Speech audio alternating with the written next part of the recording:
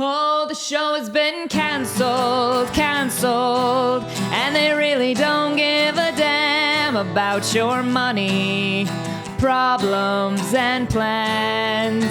What's up, guys? Welcome to episode 58 of Temperamental, where we're going to talk about the absolute pile of flaming garbage that is Splat Con. Oops.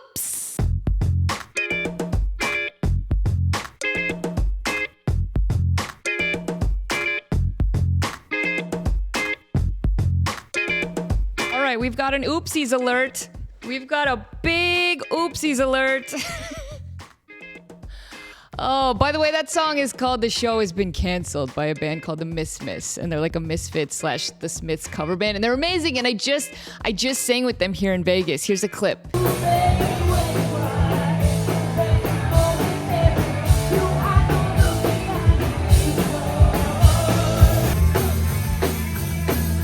Look it. Okay, hold on. Let's break down this kick. This is on stage is where I discovered I'm a ninja. I'm a ninja. Check this out. I grabbed the balloon.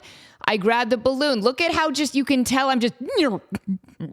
I live in the shadows. I just transformed into a ninja before everyone's eyes. I hold the balloon. Look at how I go back and boom, look at that extension. I kick the balloon out of the air. I kick it out of the air.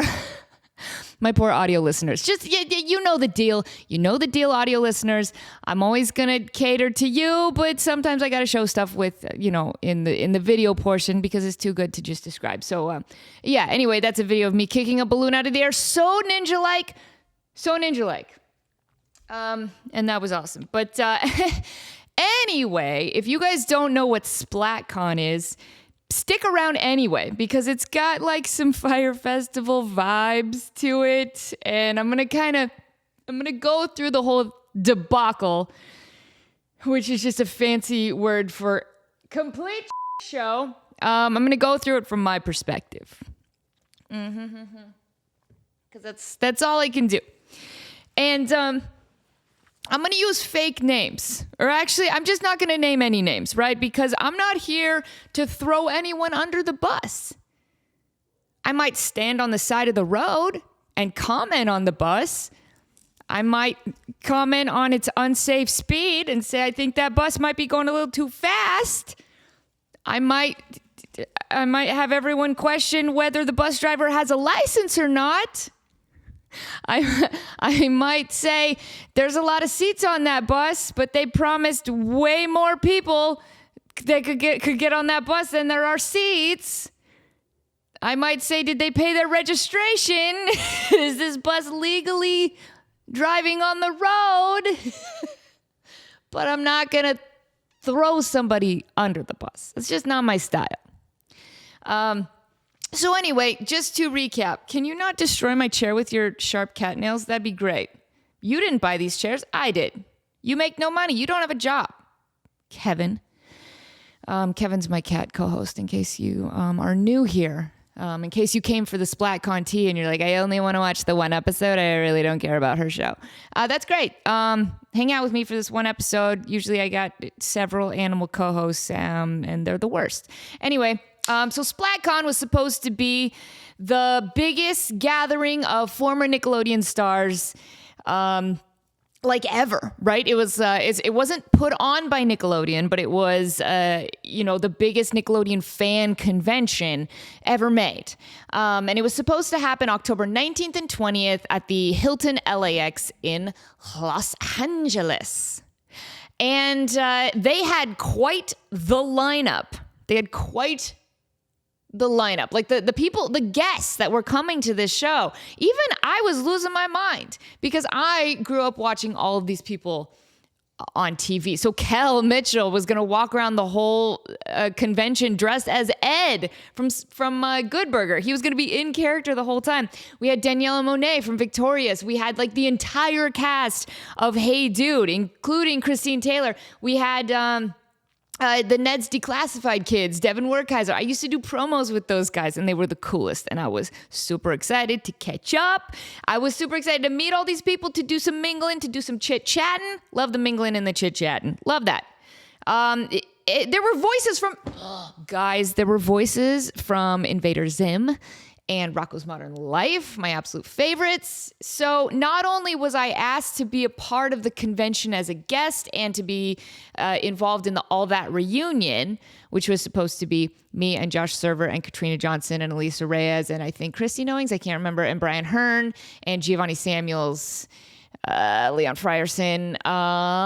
They're supposed to be, I can't remember who all signed on at the last minute, but they were supposed to be a big All That reunion, which I was stoked about. I'm always down for an All That reunion.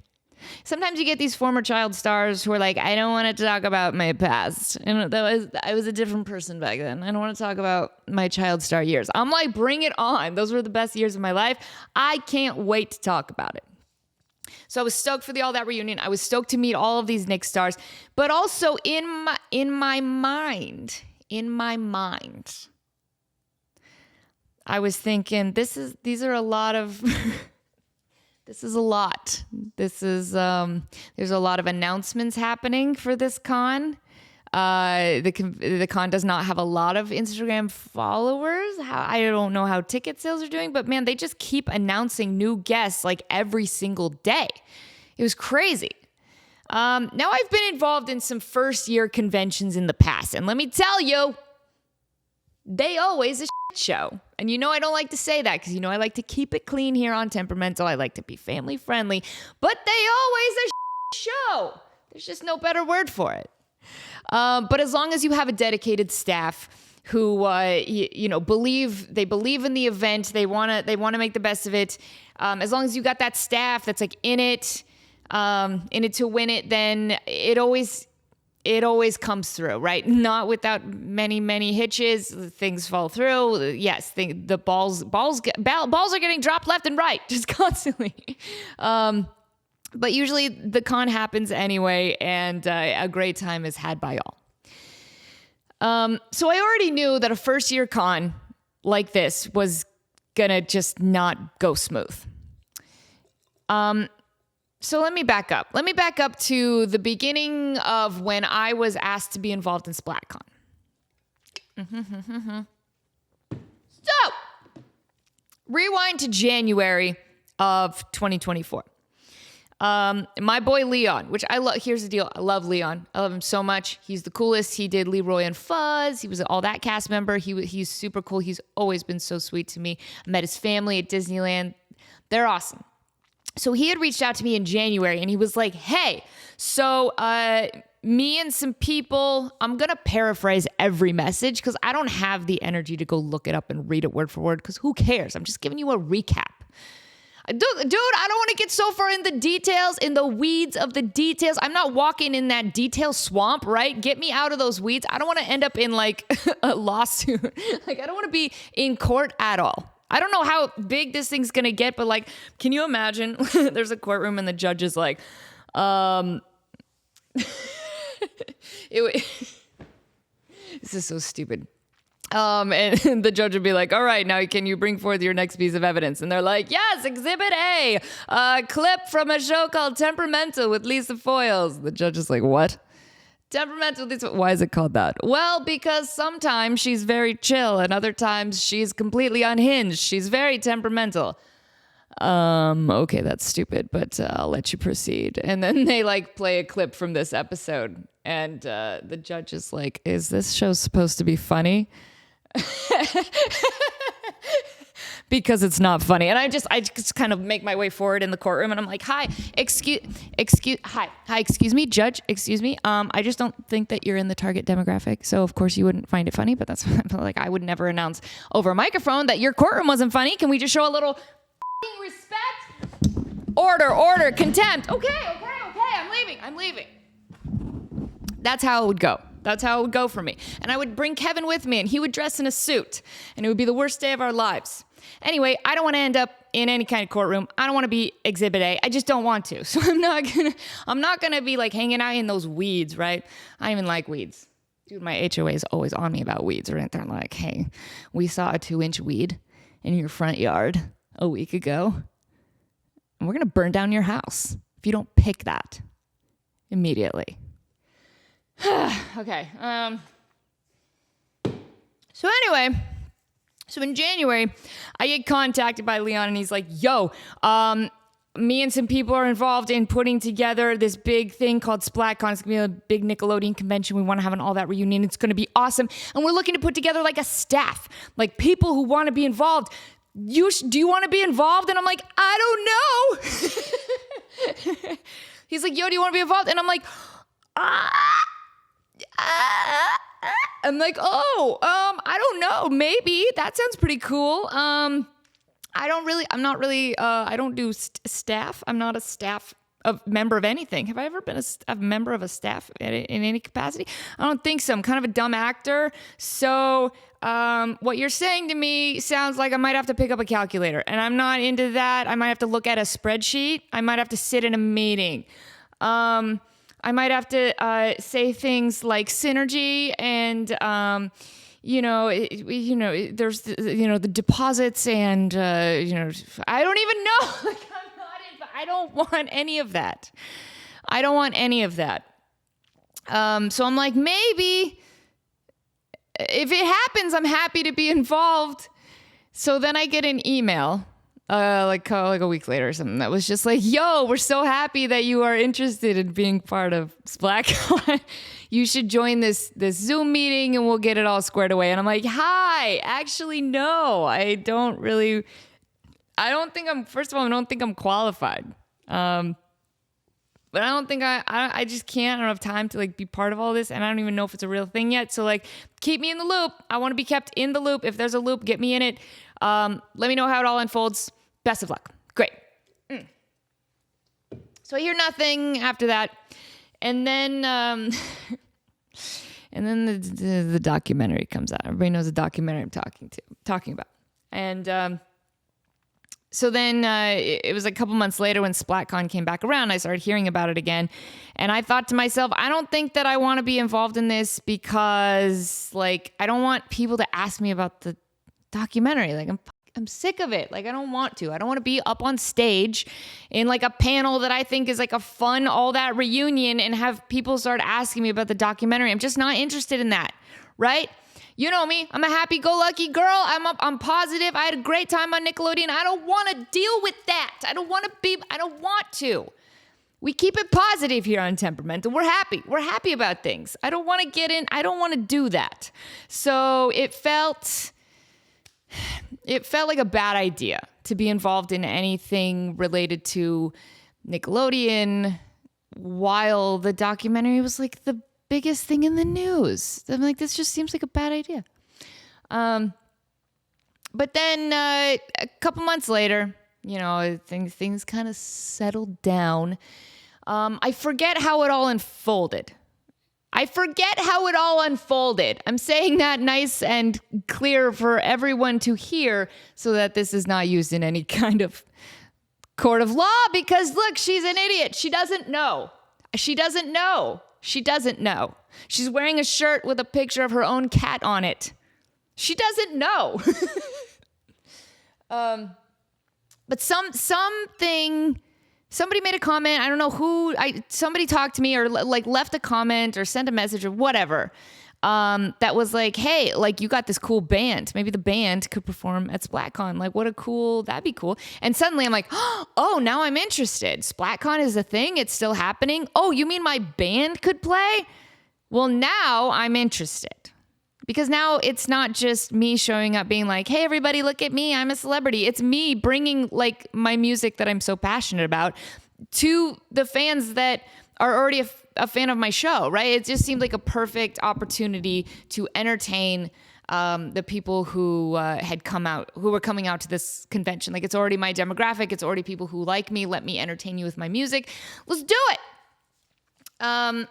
So then all the discussions from then on were, okay, yeah, we're going to have your band play Saturday and Sunday, maybe in between some panels to like get the crowd hyped. Because that's what my band does. We get people hyped up and we sell a lot of beer, but that was not relevant to SplatCon because there's no alcohol. But that's what we do. We get people hyped up and we sell beer, even though there's no beer at SplatCon. You get what I'm saying?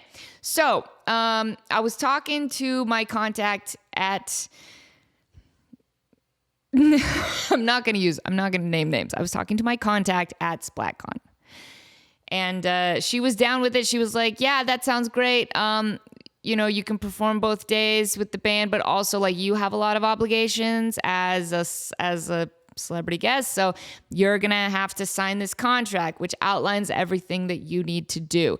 You need to be there from 10 a.m. to 6 p.m. on Saturday. You need to be there from 10 a.m. to 5 p.m. on Sunday. You need to do meet and greets. You need to do photo opportunities. You need to sit at your table, sign autographs. You need to be a part of the reunion panel. In fact, I was even trying to do a live Temperamental episode at SplatCon. That's why I didn't do an episode last week, which is so funny because I just uploaded a trailer for the show and it's like weekly episodes. And like, I didn't do one last week. So I'm like, well, sometimes weekly, mostly weekly. But anyway, so I had my obligations. I had to do my Nickelodeon thing, but then also like my band was playing. So I had to coordinate my band all coming to LA together, bringing instruments. And, everything was going to be fine. Until about like 2 weeks before the convention, where I was noticing that every email that I sent to SplatCon and every text message that I sent to my contact at SplatCon was not being responded to. Nobody was responding to me. It was very hard to talk to these people. I kept emailing, like respectfully, right? That's the thing, dude. This whole episode is we're speculating on what happened, but we're also being respectful. We're respeculating. I'm coining that term. We're respeculating. So I just figured, okay, nobody's getting back to me because we're getting real close to this convention where 1,000 things all have to go right. I'm sure they're busy. They probably don't care about little old me, but also like my band is performing and I don't know what the sound system looks like. I don't know if I can plug in my guitars. I don't know if we need amps. I don't know how many microphones, like what, and where even are we performing? Because the last time I had any contact with SplatCon, they were like, you're actually not performing like in between panels anymore. You're going to play at like some after hours event. And I'm like, cool. Can I have details about that? Crickets. I asked so many times in email and text for details about this after hours event that my band was playing at. I'm like, okay, guys, I'm bringing out my boys. I'm bringing out my band to LA to play this convention. Yet nobody's telling me how long we're playing, where we're playing, what the after hours event is. Like, I have zero information. I have no itinerary. You've promised me 2 hotel rooms in my contract. I have no confirmation numbers. Nothing has been communicated to me in any way, shape, or form. But I'm like, okay, I guess we just got to roll with the punches because you know what? It's not all about me. That's the thing, guys. It's not all about me. The universe does not revolve around me. I'm not the main character.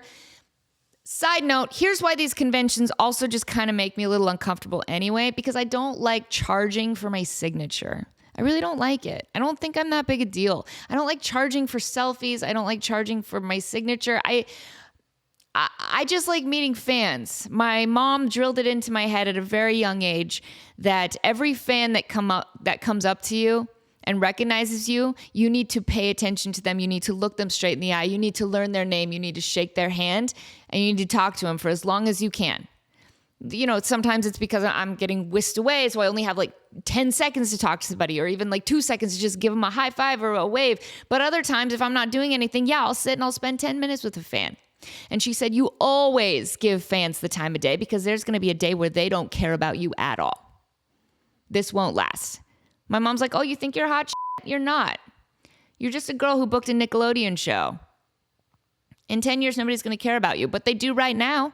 Right now, you're making your fans' days brighter. You're making them smile. You're making them laugh. And that's what entertainment is all about. That's why I got into the business, is to make people smile, to make people laugh, and make people forget about their crappy lives for a few minutes while they're watching me. That's literally this podcast. I call it the Short Drive Podcast because a lot of people listen. It's only 30 minutes, so a lot of people listen to it on their way to work. Maybe you don't like your job, but if I can make you laugh from the second you left your house to the second you got to your job, if that 30 minutes it takes you to get to work every day, if I can make you laugh, if I can put you in a good mood before you go off to that job you don't like, that's literally what it's all about. I talk often about how I don't get paid to do this podcast. I don't get paid for anything I do online. I really don't, except for my Instagram subscribers who are like, let me help you out. The literal equivalent of like dropping pennies in my jar, right? My subscribers are so awesome, and I really appreciate all of you, but I don't get paid for anything I do. So that's why I appreciate the subscribers just throwing me a couple bucks on Instagram every month, because it helps support me and everything. But I've done a couple conventions where it was a requirement. Well, it's always a requirement, actually, that you charge for your signature and that you charge for photos, because everybody has to. Every celebrity has to be in agreement that we're all charging. Because if you're the one celebrity that doesn't charge, then like you kind of make everybody else look like a jerk, right? She's not charging, but like everybody else is, you know?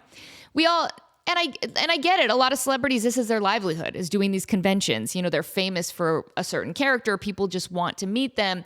And so of course, if that's your livelihood, if that's your job, yes, you can sell merch and you can sell your signature and all that stuff. And that's great. It's just never sat well with me personally. I don't judge anybody else who does it. Good for you. Keep doing it. Just me personally, I just don't like it. It's one thing if I'm selling prints on my website and I'm signing them and I'm sending them to you. That's one thing, because I'm giving you a product, right? I'm okay charging for that because I printed it out. I'm sending it to you. You know, I'm not going to charge very much. Soon I'm going to start selling autograph prints on my website. That's different because, again, it's a product. And in fact, I've also thought maybe there's people who don't want my signature on it, because some of these prints are really cool. They're probably like, can you not ruin it with your Sharpie scribble? That'd be great. So already, I struggle with charging for my signature. I just love the fact that anybody has enjoyed anything I've done on television in my career. Like, that just warms my heart. That's what it's all about. Oh my gosh, where was I? Yeah. So anyway, I was gathering materials. I didn't have a lot of information about SplatCon, no confirmation numbers. But it was quickly approaching. It was like the Wednesday, Thursday before the convention. I had to get in my car and drive to LA on Friday. So I printed a bunch of headshots and I got some merch ready. I was going to sell it at the table. Obviously I had my band merch. We were going to do the whole thing. And then just get in the car and go to Los Angeles and hope for the best. Then I get a call from Giovanni, who Giovanni was on all that with me, and she was also supposed to appear. And I answer. I'm so much to handle, guys. So I answered the phone. So she and I were like best friends on the set, right? Like such BFFs. And the kind of friend where even if you don't talk to them for 5 years, the second you talk, it's like no time has passed. Like, you don't even care about catching up. You just like get right back into old times and just start being silly with all your inside jokes and whatnot. So she calls me and I immediately answer the phone, just like, oh my God, Giovanni, I'm so excited. I get to see you in 2 days. This is going to be the greatest thing ever to happen. Ah! And then there's silence. And she's like, yeah, about that. Yeah. There's rumors that SplatCon might get canceled. And I'm like, oh, what? What are you talking about? She's like, yeah, there's a rumor that the hotel rooms haven't been paid for and that the venue hasn't been paid for. And she lives in Georgia. She's like, I'm not sure I'm going to get on the plane on Friday unless I know there's an event I'm going to and that I have a hotel room. And I was like, well, it's probably going to be fine. So here's the thing about me. I got those 2 dogs in me, right? I got 2 dogs in me. And one of them is a Jack Russell Terrier with extreme anxiety. Just like can't sit still and just stressed out all the time. And it's like, what if everything bad happens? What if the whole world collapses? What if my house burns down? Just, you know, when dogs get stressed and they have that big smile and their tongue is out, but their eyes are like super wide and they're just like, and they're so stressed. They're smiling, but they're so stressed. They're smiling, but they're stressed. I'm smiling, but I'm stressed out. I love that. I love when dogs are like that. So that's one dog in me. And then the other dog in me is like a really old, like an old golden retriever who like doesn't have the energy anymore, but just still happy about everything. Super positive. It's going to be fine. I got the stressed out Jack Russell Terrier and I got the old golden retriever, right? And so in this scenario, talking to Gio, I was the old golden retriever. I was just like, I'm up on the couch where I shouldn't be. I got bad knees. I got hip dysplasia. One of my eyes isn't good, but like the world is great and everything's sunshine and roses and like, don't worry. Oh, be happy. Yeah, everything's gonna be super fun and we shouldn't worry about anything because life is sunshine and roses and everything's gonna turn out okay. And so she's like, no, it's not. Actually, it's not. So can you stop? And I'm like, don't worry. She's like, don't sing that anymore. Don't worry. Lisa, stop. Stop. Be happy. Lisa, I can't be happy right now because this is a serious situation. I'm like, oh. Okay, so that was the first warning, right? That was that was a warning sign that I was like, this is interesting. So then, Friday morning hits and I get an email from the SplatCon team that was like, event canceled. Important update on SplatCon. The event is canceled. And you've seen the email circulating online. Like we were unable to secure at the last minute. We were unable to secure funding and sponsors, and the whole thing fell through. So they canceled it, I believe, like 25 hours before the convention. And this broke my heart. This totally broke my heart because I knew there's a couple fans who were traveling a long way to meet me specifically and meet my cast and come to our reunion and see my band play. That's what I really care about. That's the first thing that hit me. I didn't care about my own stuff. Like, I purchased merch to sell. I'm bringing my band out. I got to pay for gas now. I don't have a place to stay. Like, none of that. That was not my first thought. My first thought was, oh my gosh, the fans. I can't believe they would do that to the fans. To cancel this short notice? They've obviously booked their flights already and their hotel rooms, and they've taken time out of their lives to come to this convention, and you just cancel it last minute like this? There's no way. They didn't know this thing was going to fall through earlier. There's no way. There had to have been massive red flags and warning signs weeks before they canceled the event. There had to have been. And they chose to ignore that, and they chose to not alert the public. And that breaks my heart because they waited till the last minute. They waited till everything was non-refundable. Nobody can get refunds on their hotel rooms. Nobody can get their, obviously refunds on their flights. Like everybody's screwed. They just screwed everybody, including the guests. I mean, obviously the ticket holders come first, and I feel the most bad for them. But then there's all these guests that I turned down paying jobs that weekend to come out to SplatCon. My boy Brian Hearn, he printed all this merch. He got like this banner made. He was like, he invested all of this money into coming to SplatCon because we all signed contracts and it was all promised to us that this was going to happen, and it all fell through. So I'm just like, my heart's breaking. I'm seeing videos online of the other guests, with these very heartfelt apologies saying, we're so sorry that this thing fell through. And my heart is just breaking looking at all of these, all of these apologies. So I go the opposite direction. I'm like, screw this. If you came out to SplatCon, my band is still playing the Viper Room on Friday night. Come out and let's party. Let's drink our troubles away. F you, SplatCon. Let's go. I went full punk rock. I'm like, let's get angry. Let's go play some live music. Let's throw back some shots and let's party. And it was awesome. So I directed a lot of my fans to come to the Viper Room. And I got to meet Adam. I got to meet Tari. I got to meet some of my fans that I've talked to online for a really long time, but never met in person. And I was signing headshots. We were doing shots. Like, we just had this awesome evening. So me and my band, we were like turning this horrible negative into a positive. And even better, I had to go back to Las Vegas on Saturday morning, but even better, I learned that like the cast of Salute Your Shorts, and a lot of my All That cast members and some other SplatCon guests put together a fan meet and greet on Saturday night at a little arcade bar in LA, just to say like, hey fans, if you came all the way out here, you can still meet us, which I think is so cool. So cool that they did that. But yeah, look, I'm not a web sleuth.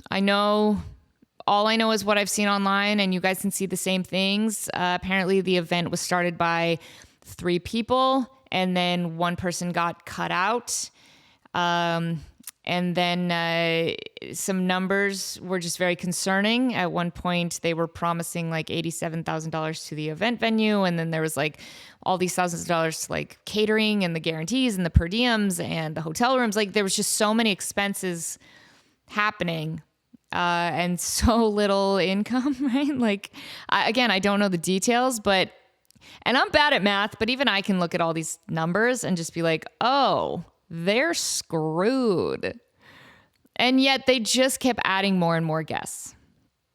So do I believe the whole thing was a scam? No, I don't believe that.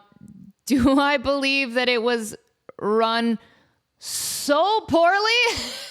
Like, do I believe that it was just doomed from the beginning because of poor management? Yes. Do I believe they had a big enough staff to help make this happen? No.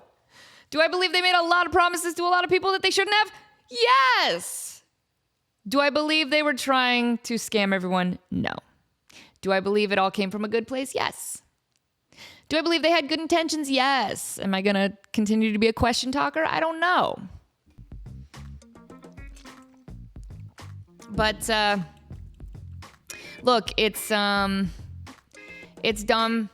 The whole thing makes me sad, but I'm happy I still got to meet some of the fans that came out for SplatCon. And I mostly feel bad for the fans. So look, if you came out to SplatCon, if you didn't get to meet me, if you got screwed over, dude, leave me a comment. I'd love to chat with you a little bit. These things, I guess, I don't know. These things happen. It's super unfortunate, but if I learn any more details, of course, I'll update you guys, but it's all from my perspective. At the very end there, nobody would communicate with me. I had no details. No one would talk to me. I had very, very little communication with the people at SplatCon. And even I did that thing where, like, when you send an email and you put like very clear bullet points of like, I need these 5 questions answered. And then I'd get like half of one of them answered. I'm like, okay. This is not helpful, but yeah, it is what it is. But look, I was going to sell some Temperamental merch at SplatCon and I didn't get to. So if you still care about purchasing any of that, this tank top is super cute. It's really like soft. And you can get this at leastfullis.com. You can buy yourself a Temperamental hoodie because it's getting cold. You can get the gray t-shirt and the black and orange t-shirts. They're my absolute favorite. They're super cool and they're very soft. So go to leastfullis.com, buy some merch. But like I said, if I learn any more SplatCon details, I'll let you guys know. But yeah, it is what it is. It is what it is. Happy Halloween, everybody. I got one more show before Halloween. I should dress up next week. All right, bye, you guys.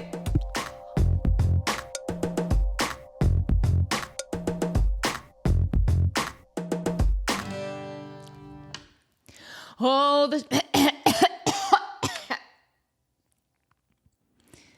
Take 2. Oh.